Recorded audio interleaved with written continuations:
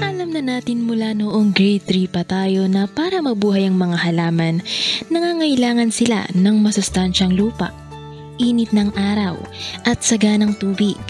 Ngunit pansin ba ninyong may mga halamang lumalago kahit hindi dinidiligan? Kahit ilang linggong walang ulan ay malago pa rin? Pag-usapan natin ang mga drought-tolerant plants o ang mga halamang nabubuhay kahit hindi kadalasang nadidiligan.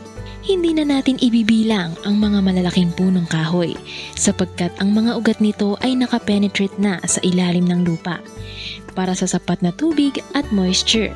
Ang parating na babanggitin sa ilang mga pag-aaral na malamang kilala na natin na among the most drought-tolerant plants ay ang snake plants, aloe or aloe vera, cactus at bougainvillea.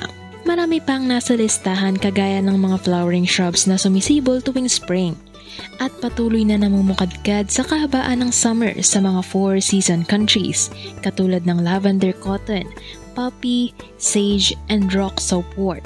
Ang mga tropical flowering plants tulad ng portulaca, blanket flower, verbena, lantana, wallflower at oleander ay hindi rin kailangang diligan.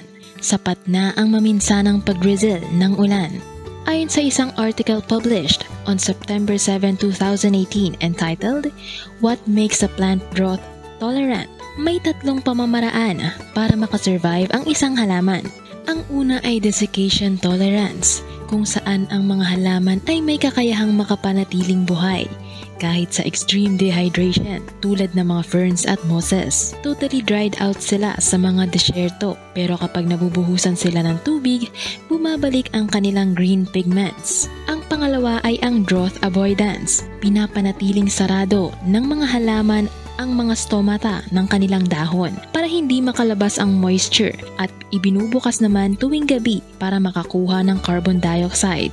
Drought avoidance din ang leaf dropping o ang paglalagas. Mas nangangailangan kasi ng tubig kung may maraming dahon para sa photosynthesis. At ang pangatlong pamamaraan ay ang drought tolerance. Ang disenyo ng pagkalikha ng mga halamang ito ay nakaka-adapt sa kanilang natural habitat. Kaya't kahit sa anumang sitwasyon, ganoon na ang kanilang pamamaraan ng pag-store, pag-manage at pag-save ng tubig sa kanilang mga dahon.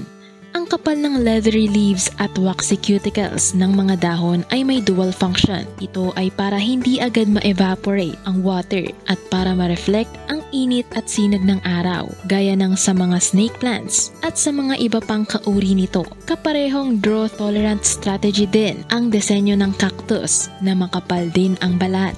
Ang aloe vera din ay may makapal na leaf-like body, storing the watery gel inside.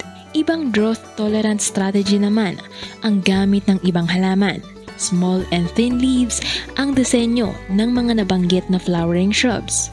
Ang maliliit na dahon ay nangangahulugang maliit din ang surface area na naiinitan kaya mas nakakaimbak ng tubig ang halaman. Ngunit ang binansagang crown champion in tolerating hot climate among tropical flowering shrubs ay ang bougainvillea.